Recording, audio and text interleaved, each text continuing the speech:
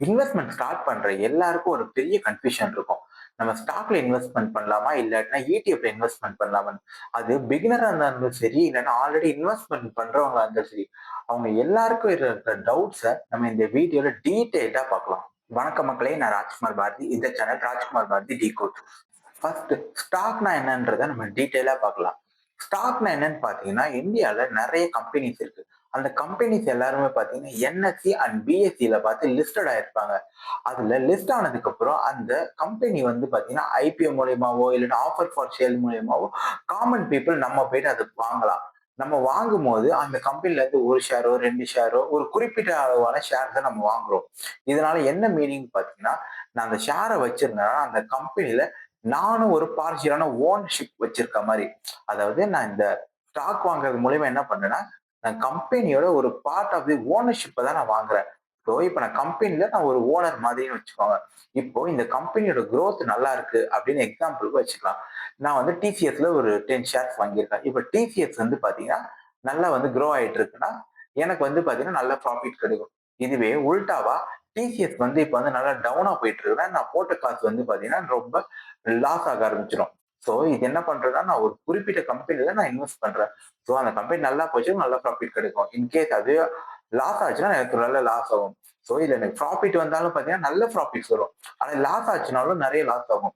ஏன்னா இதுல வந்து ரிஸ்க் வந்து பாத்தீங்கன்னா கான்சென்ட்ரேட்டடா இருக்கு. சோ அதனால ரிஸ்க்கும் அதிகம், நமக்கு அதுக்கேத்த மாதிரி ப்ராஃபிட்ஸும் அதிகமா இருக்கும். நெக்ஸ்ட் இடிஎஃப்னா என்னன்னு பார்க்கலாம். இடிஎஃப்னா என்னன்னு பார்த்தீங்கன்னா, நம்ம வந்து குறிப்பிட்ட ஒரு கம்பெனில இன்வெஸ்ட் பண்ணாம, ஒரு பலதரப்பட்ட கம்பெனில இன்வெஸ்ட் பண்றது. லைக் எக்ஸாம்பிள் பேங்க் இடிஎஃப்னு இருக்குன்னு பார்த்தீங்கன்னா, இந்தியால இருக்க பேங்கிங் ரிலேட்டடான ஸ்டாக் எல்லாத்தையுமே பார்த்தீங்கன்னா, அதுல ஒரு இடத்துல வச்சிருப்பாங்க. இப்ப நான் அந்த ஒரு இடிஎஃப் வாங்குனா, அந்த இடிஎஃப் மூலியமா நான் வந்து இந்தியால இருக்க எல்லா பேங்க்லயுமே இன்வெஸ்ட்மென்ட் பண்ணலாம். இப்ப அதே மாரி நான் நிப்டி 50 இடிஎஃப்னு இருக்கு. அத நான் வாங்குனது என்ன மீனிங் பார்த்தீங்கன்னா, இந்தியால இருக்க டாப் 50 கம்பெனிஸ்ல நான் இன்வெஸ்ட் பண்ணியிருக்கேன்னு அர்த்தம். ஸோ இந்த மாரி தான். இப்ப அந்த இடிஎஃப்ன்றது ஒரு கம்பெனி இல்லாம அந்த ரேஞ்ச்ல லைக் எக்ஸாம்பிள் பார்த்தீங்கன்னா, நிப்டி 50ன்னும் போது அதுல இருக்க எல்லா கம்பெனியும் இன்வெஸ்ட் பண்றோம். இதே மாரி மெட்டல் செக்டார்ன்னு பார்த்தீங்கன்னா, மெட்டல் செக்டார் ரிலேட்டடா இருக்க எல்லா கம்பெனியுமே அந்த இடிஎஃப்ல இருக்கும். ஸோ இப்ப எனக்கு வந்து மெட்டல் செக்டார பத்தி ஓவரால் ஐடியா இருக்கு. ஆனா எந்த ஸ்டாக் நான் குறிப்பிட்டு வாங்கணும்னு எனக்கு தெரியலன்னா, இந்த மாரி மெட்டல் இடிஎஃப் நான் வாங்கிட்டேன்னா, அதுல நான் எல்லா கம்பெனியுமே இருக்கும். ஸோ எந்த கம்பெனி குரோ ஆனாலுமே பார்த்தீங்கன்னா, அந்த இடிஎஃப் வந்து குரோ ஆக ஆரம்பிச்சிடும். இதுல பார்த்தீங்கன்னா, நமக்கு நெறைய அட்வான்டேஜஸ் இருக்கு. இதனால என்ன ஆகும்னு பார்த்தீங்கன்னா, இந்த ரிஸ்க் வந்து ரொம்ப கம்மியா இருக்கும். ஸோ இப்ப நிப்டி 50 எக்ஸாம்பிள் எடுத்துக்கிட்டோம்னா, அதுல மொத்தம் 50 கம்பெனி இருக்கு. எனக்கு அந்த 50 கம்பெனிய பத்தி இண்டிவிஜுவலா தெரியாது. அப்போ அந்த மாரி டைம்ல என்ன பண்றேன், இந்தியால இருக்க டாப் 50 கம்பெனி கண்டிப்பா குரோ ஆகும்ன்ற எனக்கு ஒரு பேசிக்கான அண்டர்ஸ்டாண்டிங் இருக்கு. ஏன்னா இந்தியான்றது ஒரு பார்த்தீங்கன்னா, ஒரு டெவலப்பிங் கண்ட்ரி. ஸோ கண்டிப்பா இதுல வந்து பார்த்தீங்கன்னா, டிமாண்ட் வந்து நெறைய இருக்கும். அந்த மாரி சிச்சுவேஷன்ல அந்த டாப் 50 கம்பெனிஸ் வந்து நல்ல ப்ராஃபிட் குடுக்கறதுக்கான பாசிபிலிட்டி கம்பேரிட்டிவ்லி அதிகம். அந்த மாரி சிச்சுவேஷன்ல நான் ரொம்ப ரிசர்ச் பண்ணாம நிப்டி 50 மார்க் இடிஎஃப்ல நான் இன்வெஸ்ட் பண்ணிட்டே இருந்தேன்னா, எனக்கு லாங் டர்ம்ல நல்ல ப்ராஃபிட்ஸ் கிடைக்கும். இது பத்தி பண்ணும்போது எனக்கு பேசிக் நாலேட்ஜ் இருந்தாலே போதும் இடிஎஃப்ல இன்வெஸ்ட் பண்றதுக்கு. ஸ்டாக்ஸ் அண்ட் மியூச்சுவல் ஃபண்ட் இது 2த்துல இருக்க பெரிய வேறுபாடுகள் என்னென்ன அப்படின்றத பத்தி நம்ம இதுல பார்க்கலாம். இப்போ ரிஸ்க் ஃபேக்டர் பாத்தீங்கன்னா, ஸ்டாக்ல எப்போதுமே ரிஸ்க் ஃபேக்டர் வந்து ரொம்ப அதிகமா இருக்கும். ஏன்னு பாத்தீங்கன்னா, நம்ம வந்து ஒரு குறிப்பிட்ட ஒரு கம்பெனில தான் இன்வெஸ்ட் பண்றோம். இப்போ நம்ம மொத்த காசையுமே ஒரு கம்பெனில போடும்போது என்ன ஆகும்?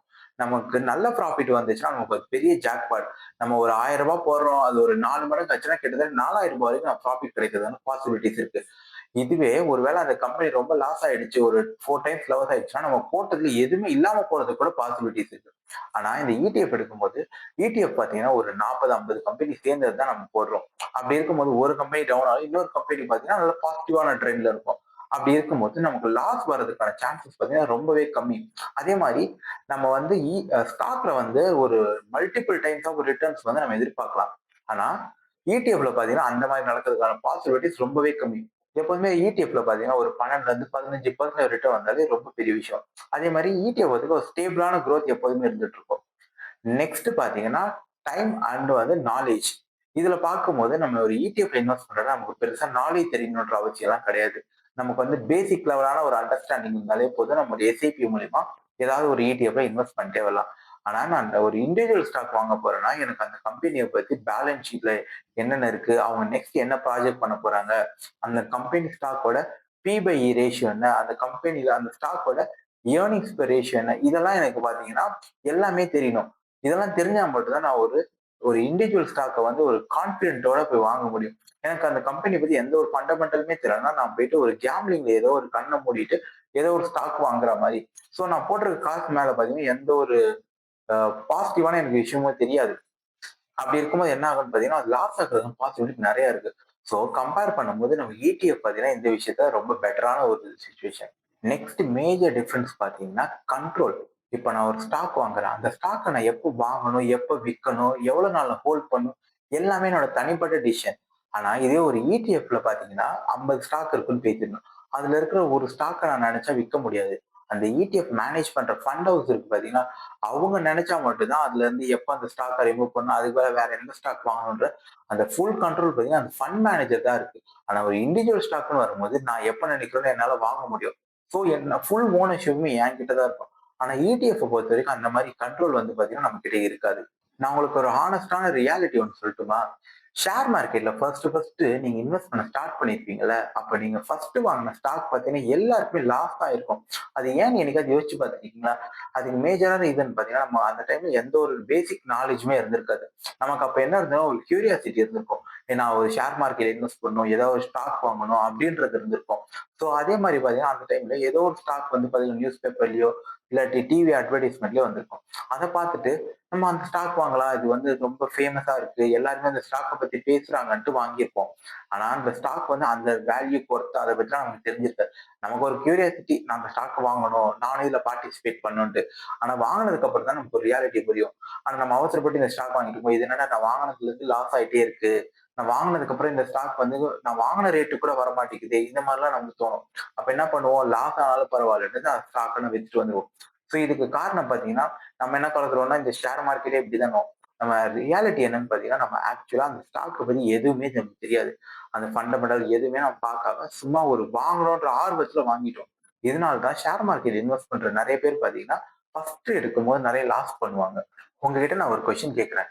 இந்த வீடியோவ நீங்க இவ்ளோ நேரம் கன்டினியூஸா பார்த்துருக்கீங்கல்ல, இத பார்த்ததுக்கு அப்புறம் உங்களுக்கு ETF பெஸ்ட்டா? இல்லன்னா டைரக்ட்டா ஸ்டாக் வாங்குறது பெஸ்ட்டா? உங்களுக்கு என்ன தோணுச்சு? அத பத்தி இந்த கமெண்ட் செக்ஷன்ல சொல்லுங்க.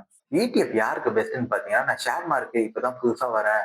எனக்கு எந்த ஒரு பேசிக்கான ஒரு ஐடியாவுமே இல்லன்னா, அவங்களுக்கு பார்த்தீங்கன்னா ETF வந்து ரொம்ப பெஸ்ட்டான இன்ஸ்ட்ருமெண்ட்ன்னு சொல்லலாம்.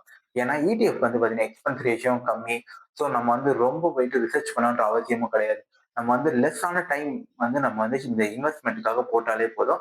ரிமைனிங் வந்து நம்ம எஸ்ஐபி மூலியமா இன்வெஸ்ட் பண்ணிட்டே இருந்தாலே போதும். நம்ம வந்து லாங் டர்ம்ல ஒரு நல்ல வெல்த் கிரியேட் பண்ண முடியும். ஆனா நம்ம டைரக்ட்டா ஒரு ஸ்டாக் வாங்கணும் அப்படின்னு முடிவு பண்ணி வரோம்னா, அந்த ஸ்டாக்கோட ஃபண்டமெண்டல்ஸ்ல இருந்து இந்த ஸ்டாக் என்ன ரேட்டுக்கு வாங்குனா நமக்கு நல்ல ப்ராஃபிட் கிடைக்கும். அதே மாரி ஒரு அந்த ஸ்டாக் வந்து ஒரு அளவுக்கு ப்ராஃபிட் குடுத்ததுக்கு அப்புறம், இதுக்கு மேல அந்த ஸ்டாக் மேல போகுமா? கீழ போகுமா? அந்த ஸ்டாக்க பத்தி நியூஸ் என்ன இருக்கு? இது எல்லாமே நெறைய நம்ம நாலேட்ஜும், ரிசர்ச்சும் பண்ணா மட்டும் தான், நம்ம வாங்குற ஸ்டாக் வச்சு நல்ல ப்ராஃபிட் பார்க்க முடியும்.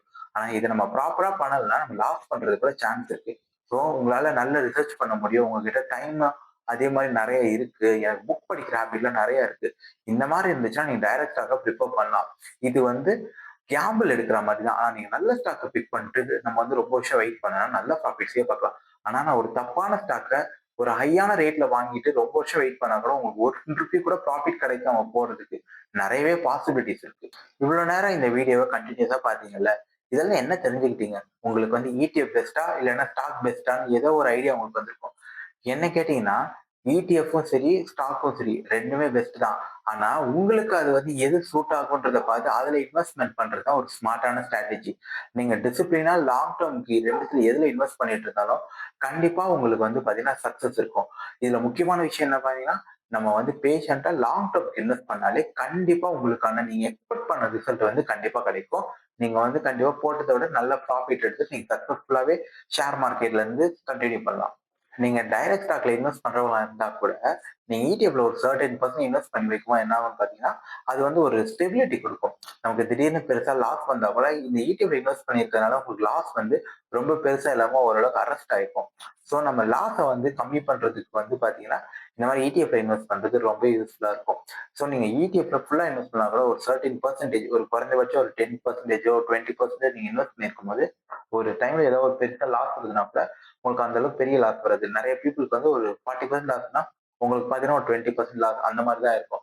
இந்த ETF என்ன புரொடெக்ட் பண்ணும்னா, உங்களுக்கு வந்து ஸ்டேபிளான ஒரு விஷயம் இருக்கும். ரொம்ப வந்து ரிஸ்க் ஃபேக்டர் வந்து உங்களுக்கு உங்களோட போர்ட்ஃபோலியோல இருக்காது. அதுக்கு இந்த ETF வந்து ரொம்ப யூஸ்ஃபுல்லா இருக்கும். இந்த வீடியோ உங்களுக்கு யூஸ்ஃபுல்லா இருந்துச்சுன்னா, இப்பவே ஒரு லைக் பண்ணுங்க. உங்களுக்கு ஸ்டாக் செட் ஆகுமா? இல்லாட்டி ETF செட் ஆகுமா? நீங்க என்ன நினைக்கிறீங்களோ, அத பத்தி இந்த கமெண்ட் செக்ஷன்ல சொல்லுங்க. அப்படியே மறக்காம இந்த சேனல சப்ஸ்கிரைப் பண்ணிடுங்க.